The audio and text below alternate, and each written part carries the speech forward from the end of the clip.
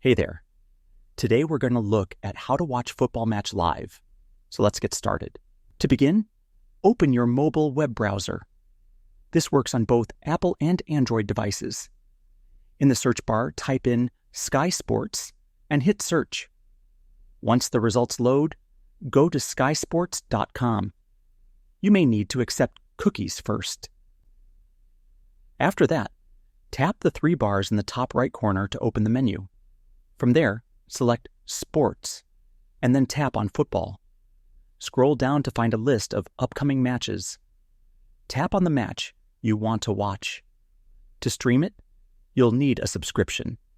You can either click on Get Sky Sports or choose a Sky Sports Pass, which will take you to Now TV, a subscription-based service. Here, pick a membership plan, typically around £25 per month. This gives you access to a variety of Sky Sports channels and football matches. And that wraps it up. Appreciate you watching. See you in the next one.